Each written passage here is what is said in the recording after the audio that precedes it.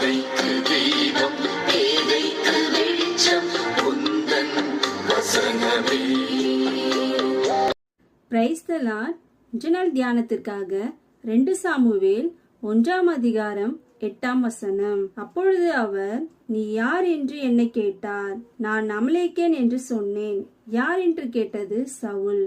அமலேக்கியர்கள் எகிப்திலிருந்து இஸ்ரவேலர் வந்தபோது வழிமறித்து முன்னேறி செல்லாதபடிக்கு தடை செய்தவர்கள். அவர்களை அழித்துவிடும்படிதான் சவுலிடம் தேவன் சொன்னார். ஆனால் சவுல் அமலேக்கையும் அவர்களது உடைமைகளையும் அழிக்க மனமில்லாமல் தப்பிவிட்டான். இப்பொழுது சாகும் தருவாயில் அமலேக்கனே முன்பாக வந்து நின்றான். சவுலை அவன் கொன்று போட்டான். தேவன் வேண்டாம் என்று சொன்னதே தான் விரும்பியதே வினையாய் முடிந்தது. நமது வாழ்விலும் ஒன்றை தேவன் வேண்டாம், விட்டுவிடு என்று கூறினால் அது நன்மைக்காக தான் இருக்கும். ஆனால் விட மனமற்று இருந்தால் அதுவே பின்னாட்களில் நாம் அழிந்து போவதற்கு காரணமாகிவிடும்.